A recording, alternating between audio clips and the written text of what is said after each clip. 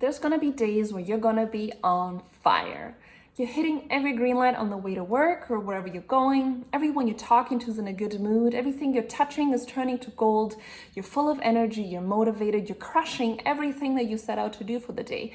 And you're thinking like, man, if I had more days like this, the things that I could do. And if you're anything like me, those days are quickly, if not immediately, followed by days that look like the complete opposite. You're struggling to get up out of bed. You're just off. You're feeling like doing nothing. It's hard just to like get yourself moving. People you're talking to somehow also grumpy. Everyone's woken up on the wrong side of the bed. Everything you're touching is breaking and shattering. Everything is on fire and is a mess. On those days, it's hard just to get ourselves through the day, let alone be motivated and do the things that we're trying to do. The problem is that there's actually way more days when we don't feel like doing things, when things are not going our way, than there are of the things that are going our way. So what do we do on those days? How do we keep ourselves moving so that we can still keep being consistent and feel accomplished? Well, what we can do is have a daily minimum. A daily minimum is not about a to-do list for like your life. It's not like getting the laundry done, picking up groceries, none of that. It's also not like your daily minimum for existence, like make my bed and that should be good. For some people, sure.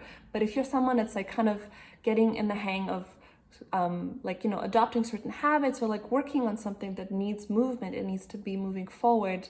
The daily minimum is like a certain amount of things that you can do per day, even on the days that you're struggling, that's going to keep moving you forward. So that's what it really is.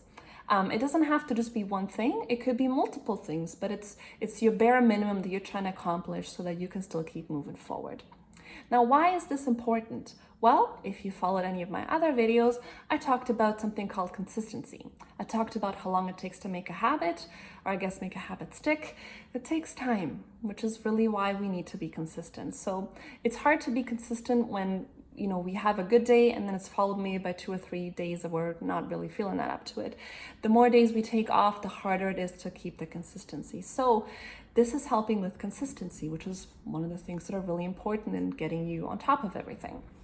The other thing is, what we often forget is that our energy flows kind of the way that it wants. So just because you're off doesn't mean that you're going to be energetic that day. And just because you're working doesn't mean that that day you're going to be feeling like crap and you're going to be tired. Your energy could be all over the place. So it also helps to work with like the ebbs and flows of what naturally comes to you, because I have made this mistake multiple times in my life where I have placed all of my hopes, all of my to-dos, all of my everything I needed to get done on my day off. And then that day came and I was so exhausted from all the other days where I worked.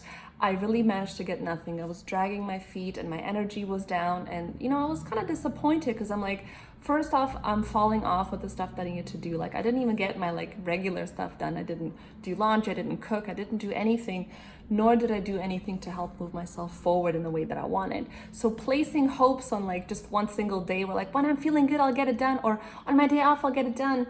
This way, creating like something small that you can do every day helps you spread out the work because you're still moving forward.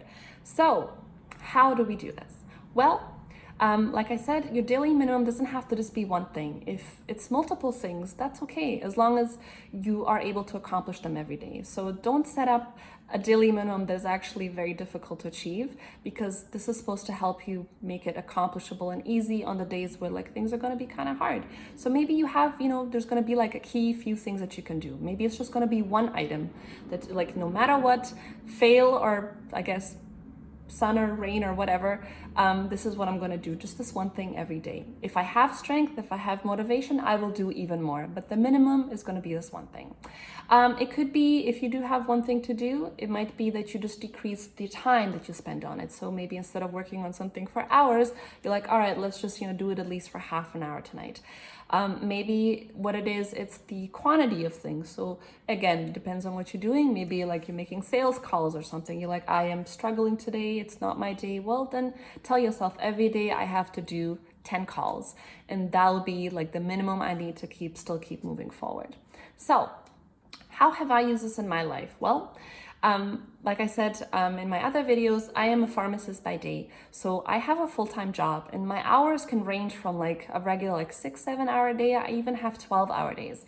I can't wait on all of my things that I need to do for recording the videos and everything that goes around with this to be done on the days off, because I also have to record and I have to script and I have to figure out what I'm going to talk about, because as much as I'm just kind of chatting, I do have an idea of where I'm going with things.